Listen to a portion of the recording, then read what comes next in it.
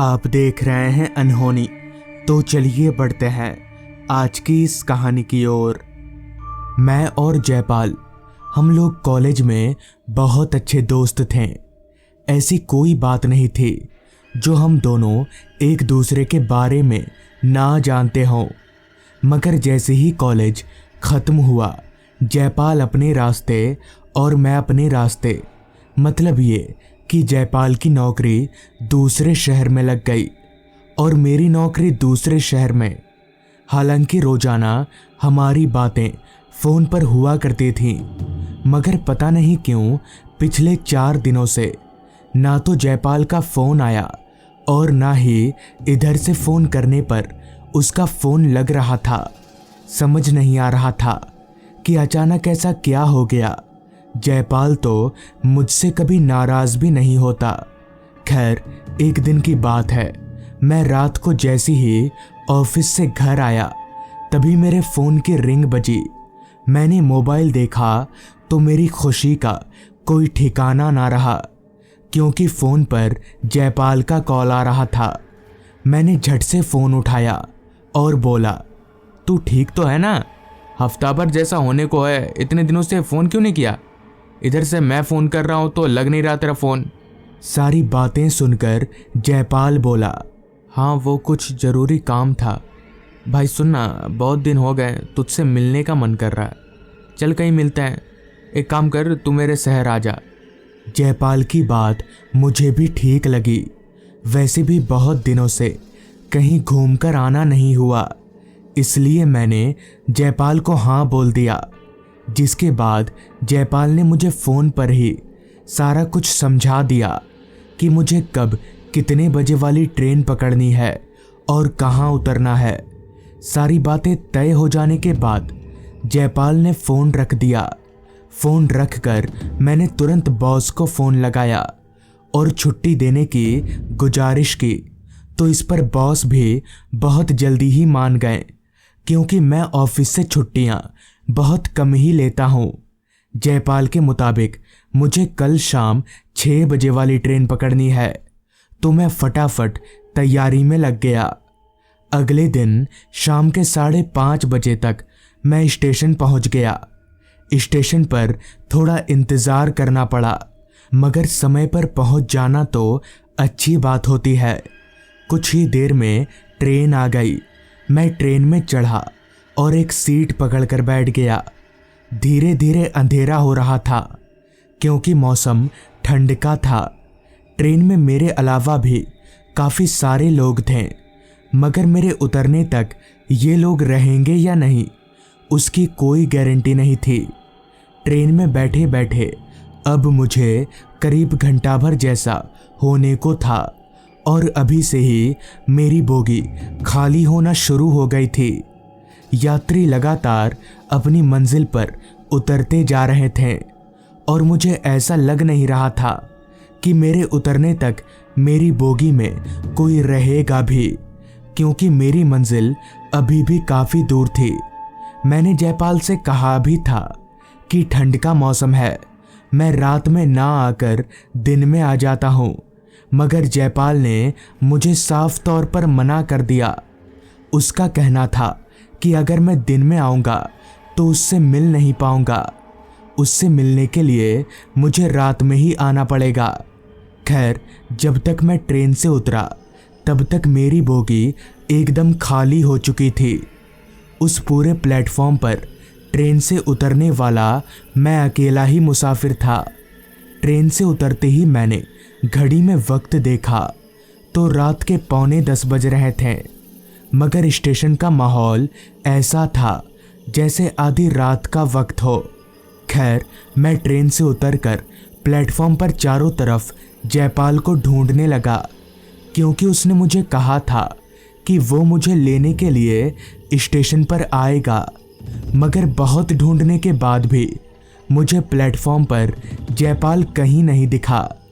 Platform पूरी तरह से खाली था, बस 1-2 लोग और एक आध चाय का स्टॉल ही नज़र आ रहा था। मैंने सोचा जयपाल को फ़ोन कर लेता हूँ, शायद रास्ते में ही होगा।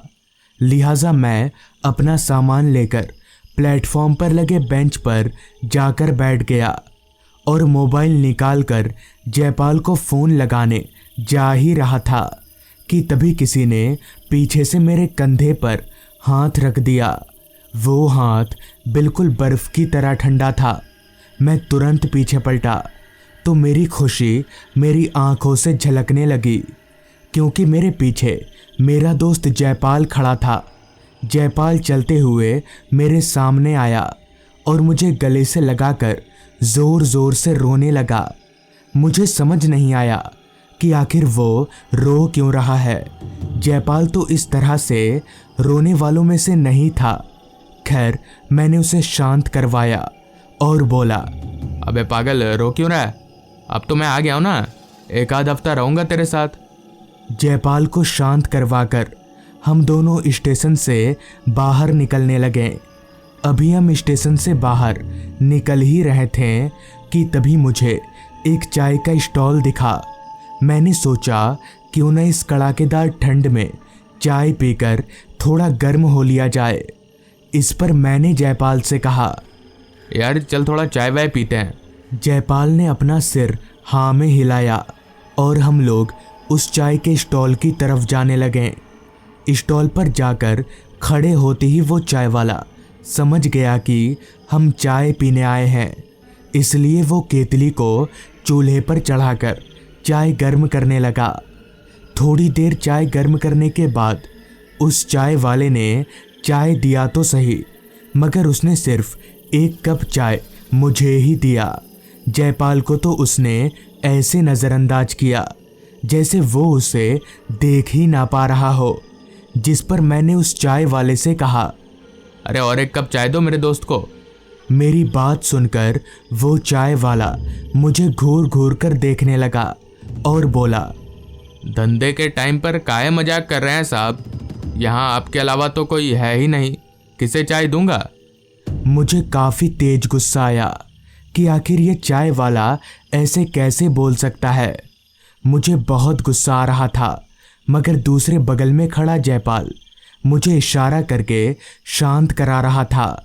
मैंने अपने चाय का कप चाय समेत डस्टबिन में फेंक दिया और उस चाय वाले के मुंह पर पैसे मारकर हम दोनों दोस्त स्टेशन से बाहर निकल गए। मुझे समझ नहीं आ रहा था कि आखिर उस चाय वाले ने ऐसी हरकत क्यों की। कहीं वो दिमाग से हल्का तो नहीं था। खैर, इतने में ही जयपाल ने कहा, अरे छोड़ना उसकी बात, चल घर चलते हैं। घर ज़्यादा दूर नहीं है, हम लोग पैदल ही चलते हैं। इतना कहकर जयपाल और मैं हम दोनों रास्ते पर उसके घर की तरफ आगे बढ़ने लगे। रास्ता पूरी तरह से सुनसान और अंधेरे में डूबा हुआ था। रास्ते पर स्ट्रीट लाइट तो थे, मगर काफ़ी दूर दूर पर, इसलिए रास्ते पर आधी अधूरी रोशनी ही पहुंच पा रही थी। जयपाल आगे आगे चल रहा था और मैं उसके थोड़ा पीछे। रात हर पल गहराती जा रही थी। घड़ी में वक्त देखा तो रात के 11 बज रहे थे। ठंड अपनी इंतहा को पार कर चुकी थी, जिस वजह से रास्ते पर कोहरा भी काफ़ी ज़्यादा था। तभी मैंने जयपाल से पूछा, भाई और कितनी दूर है तेरा घर? तो इस पर जयपाल बोला, बस अब ज़्यादा दूर नहीं है, थोड़ा और। अब हम लोगों को रास्ते पर चलते हुए काफ़ी वक्त हो चला था और मैं काफ़ी थक चुका था, मगर तभी इसी दौरान पता नहीं कैसे मेरी नज़र जयपाल के पैरों पर चली गई। तो मैंने जो देखा वो देखकर मेरा पूरा शरीर कांपने लगा, क्योंकि जयपाल के पैर पीछे की ओर मुड़े हुए यानी उल्टे थे। ये नज़ारा देखकर मेरा डर 7वें आसमान पर चढ़ गया। मुझे पता चल गया कि जयपाल कोई इंसान नहीं है, बल्कि वो मर चुका है। और क्यों उस चाय वाले को जयपाल नहीं दिख रहा था, मुझे ये भी समझ आ गया था। मैं ठिठक कर अपनी जगह पर ही रुक गया। मुझे समझ नहीं आ रहा था कि अब क्या करूं, जिस वजह से मैंने वहां से दौड़ लगा दी। भागते समय मैंने एक दफ़ा पीछे पलटकर भी देखा तो पाया कि जयपाल मुस्कुराते हुए वहीं पर खड़े खड़े मुझे देख रहा है। मगर मैं नहीं रुका, मैं भागता हुआ सीधे स्टेशन पहुंचा। मगर मुझे समझ नहीं आ रहा था कि आखिर ये सब हुआ तो हुआ कैसे। पूरी रात मैंने स्टेशन में ही गुजार दी। फिर सुबह होते ही मैं किसी तरह पता पूछते पूछते जयपाल के घर पहुंचा। चूंकि जयपाल अकेला रहता था, इसलिए मैंने उसके घर के बगल वाले पड़ोसियों से बात की तो उन्होंने बताया कि 4 दिन पहले एक रोड एक्सीडेंट में जयपाल की मौत हो गई। मगर मुझे आज तक ये समझ नहीं आया कि जब जयपाल मर चुका था तो फिर मुझे फ़ोन किसने किया था। खैर, उस दिन के बाद से ना तो कभी जयपाल का फ़ोन आया और ना ही वो मुझे कभी दिखा। मगर इस घटना को मैं आज तक भूल नहीं पाया। तो दोस्तों, ये थी आज की कहानी। अगर आपको ये कहानी पसंद आई हो तो चैनल को ज़रूर सब्सक्राइब कर लें। तो मैं आपका दोस्त आर्यन जल्द ही मिलूंगा आपसे ऐसी ही एक कहानी के साथ।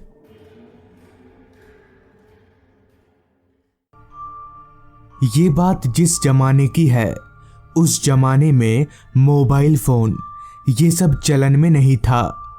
यहाँ तक कि टेलीफोन भी 1-2 घरों में ही होता था।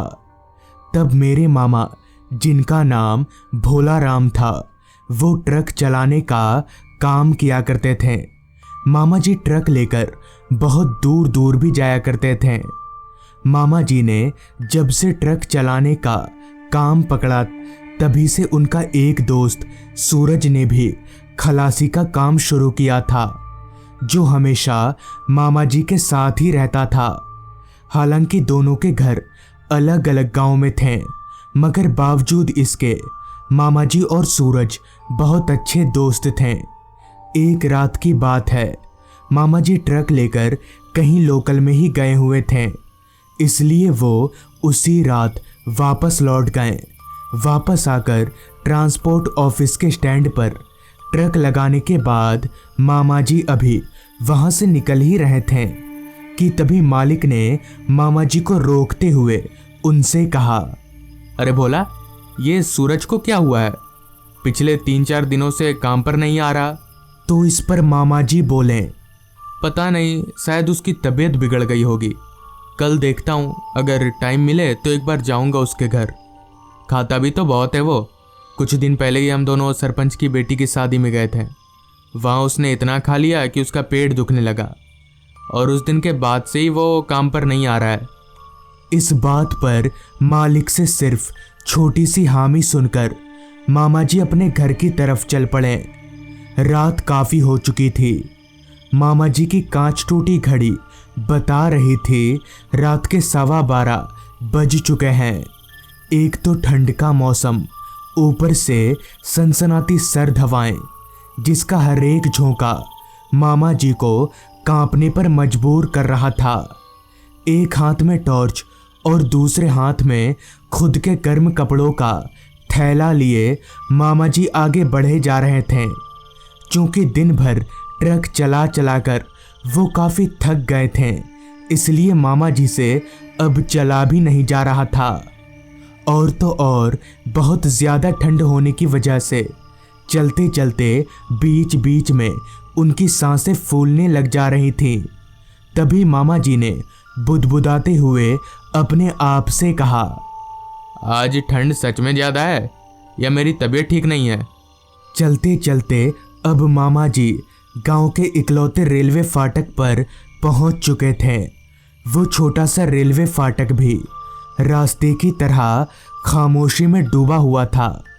चूंकि फाटक खुला हुआ था, इसलिए मामा जी बिना रुके फाटक को पार करने लगे।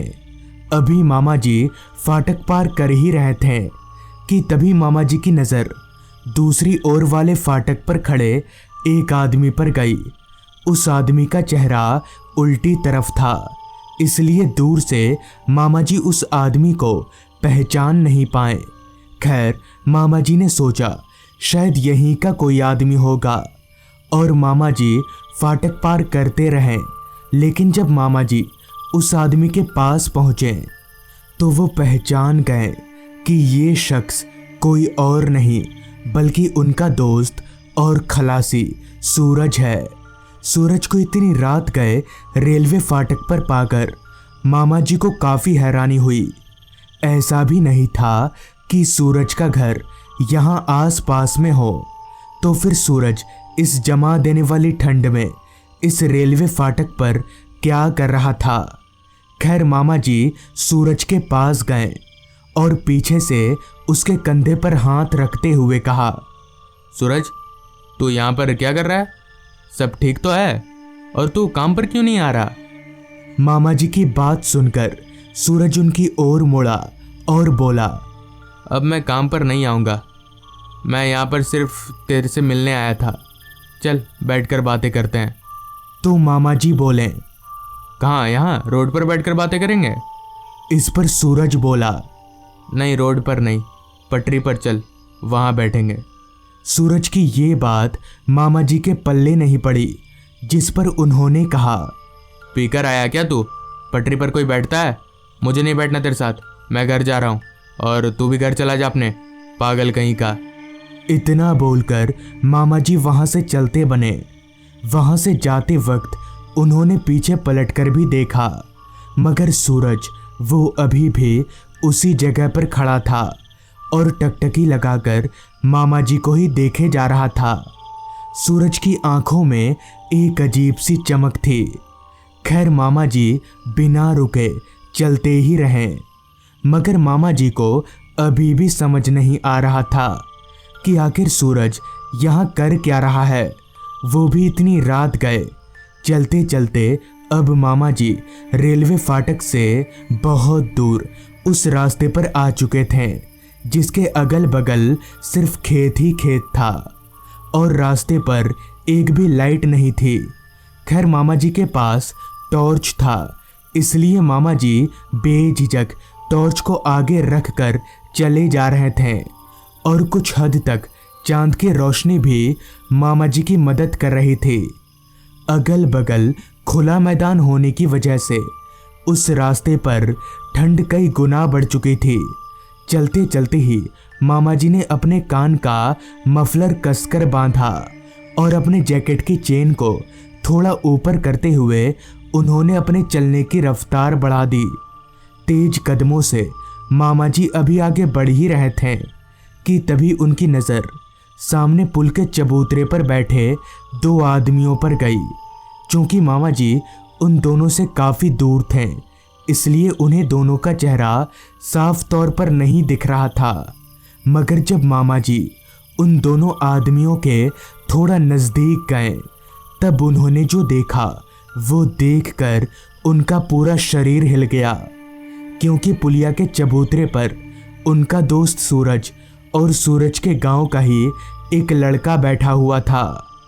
वो दोनों आपस में बातें कर रहे थे, मगर हैरानी वाली बात तो ये थी कि वो लड़का जो सूरज के बगल में बैठा हुआ था, महीना भर पहले ही उसकी मौत हो चुकी है।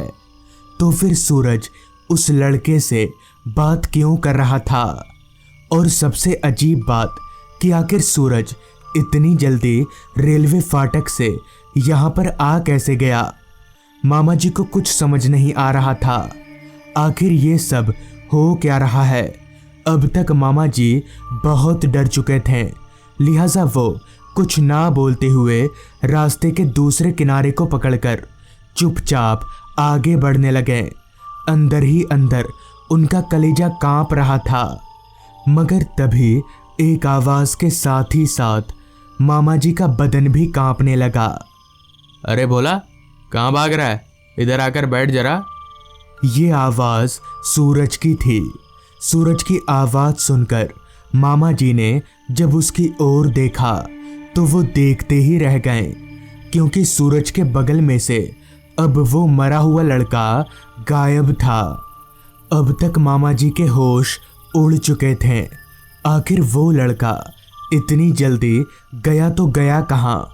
पुल के नीचे पानी था और अगल बगल सिर्फ खेत, तो ऐसे में उस लड़के का इतनी जल्दी गायब हो जाना नामुमकिन था। खैर मामा जी डरते डरते अपने दोस्त सूरज के पास गए और बोले, अभी तेरे बगल में एक लड़का था, वो कहाँ गया? और वो तो मर चुका है ना? तो इस पर सूरज बोला, उसे मैंने जाने के लिए बोल दिया। वो सब छोड़, थोड़ा बैठ तो सही, तुझसे कुछ बात करनी है। और जब तक तू मेरे साथ नहीं बैठेगा मैं तेरा पीछा करता रहूँगा।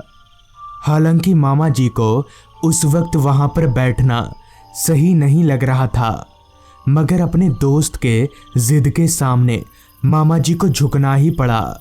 लिहाजा मामा जी उसी चबूतरे पर सूरज के बगल में बैठ गए। इससे पहले कि सूरज मामा जी से कुछ बोल पाता, मामा जी की नज़र सूरज के कपड़ों पर गई। तो सूरज के कपड़े देखकर मामा जी की हैरानगी और ज़्यादा बढ़ गई, क्योंकि सूरज ने सेम वही कपड़े पहन रखे थे जो कपड़े पहनकर सूरज मामा जी के साथ सरपंच के घर शादी में गया था। खैर मामा जी ने कुछ बोला नहीं। तभी सूरज ने अपने पीछे की तरफ से एक खिलौने की गुड़िया निकालकर मामा जी के हाथों में रख दिया और बोला, भाई इस गुड़िया को मेरे घर जाकर मेरी बेटी को दे आएगा? सूरज की बात सुनकर एक दफ़ा मामा जी ने उस गुड़िया को ध्यान से देखा और फिर सूरज से कहा, ये तो वही गुड़िया ना जो तेरी बेटी को बाजार में पसंद आया था, और तूने अपनी बेटी से छुपाकर इस गुड़िया को खरीदकर ट्रांसपोर्ट ऑफिस में रख दिया था, क्योंकि तू उसे ये गुड़िया उसके जन्मदिन पर देने वाला था। मामा जी की बात सुनकर सूरज ने उदास मन से कहा, हाँ भाई ये वही गुड़िया है, और आज मेरी बेटी का जन्मदिन है, तो तू उसे दे आएगा? इस पर मामा जी बोले, क्यों, तू नहीं जाएगा घर? तू जाकर दे दे। इस पर सूरज बोला, नहीं भाई मैं नहीं जा सकता, तू जाकर दे आना। मामा जी को लगा ज़रूर सूरज के घर में कुछ कहा सुनी हो गई होगी, शायद इसलिए सूरज घर नहीं जा रहा, जिस वजह से मामा जी सूरज की बात मान गए और उस गुड़िया को अपने थैले में भरकर सूरज के घर की तरफ चल पड़े। वहाँ से थोड़ा आगे जाकर ही मामा जी ने एक बार पीछे मुड़कर देखा तो सूरज अब उस पुलिया पर था ही नहीं। ये देखकर मामा जी थोड़े चौंक से गए कि आखिर ये लड़का इतनी जल्दी कहाँ गायब हो जाता है। खैर मामा जी चलते रहे।